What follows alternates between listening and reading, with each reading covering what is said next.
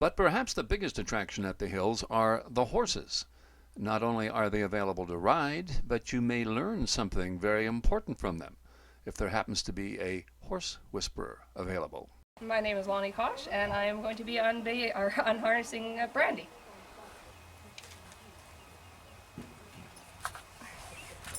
Once we're done this, we'll give her a good brush and turn her out with the rest of the herd. You may have heard of the phrase horse whisperer before, but it does not refer to a wrangler that calms down nervous horses. Quite the opposite, in fact, as we are about to find out.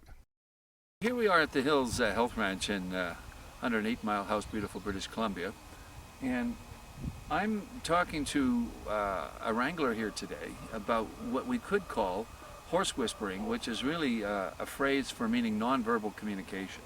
A wrangler who knows the animals, the horses, will be able to converse with them in a way that has nothing to do with language. And basically what I'm learning is a lot of it's got to do with intuition and nonverbal expressions, because the horses pick up on all of that. And what I find interesting right about standing here is I've never been in a herd of horses before that were so incredibly relaxed. They're all just lying down on the ground, and they're not the least bit concerned that I'm here.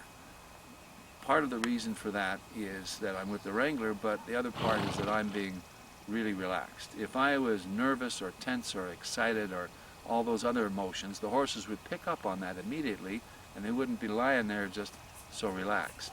So there's so much to learn from animals about nonverbal communication based on the way you feel. And that's the way to communicate with them, and actually it's the way to learn a lot of things about yourself. Hi, my name's Sherry May, and I'm a wrangler, and I just wanted to speak to you a little bit about the importance of being in the moment with the horses.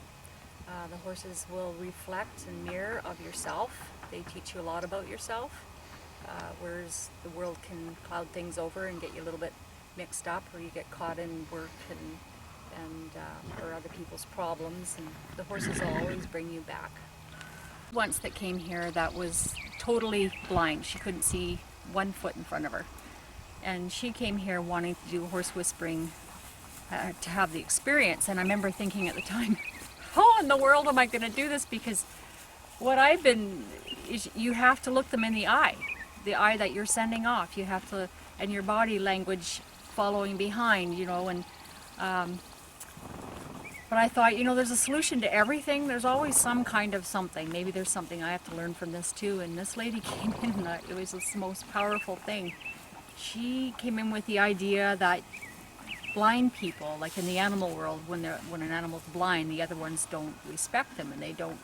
There's no leadership expectancies there.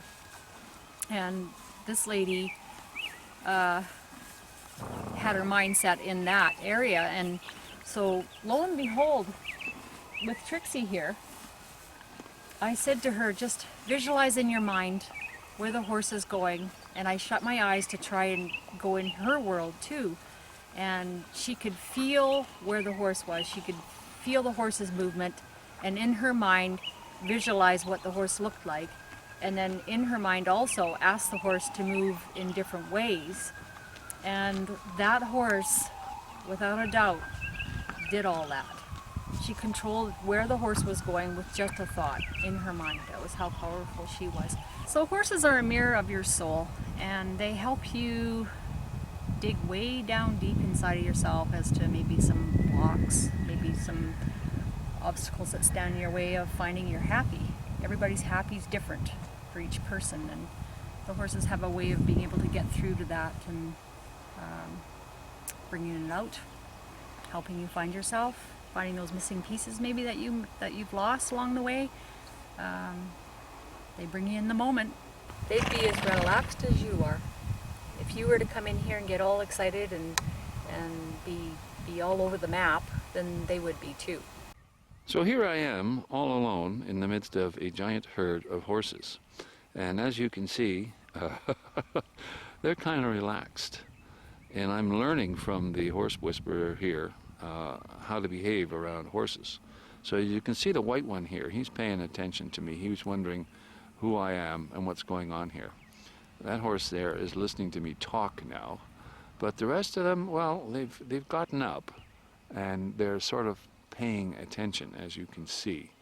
But the other ones I've been here for a little while. You see, those ones there, they're completely relaxed with my being here. And from the tone of voice that I use, they know that I'm not a threat. And evidently, there are a great many ways to move and stand and communicate with horses and look at them and figure out what they're thinking. A lot of it's got to do with the ears, forward, backward, alert.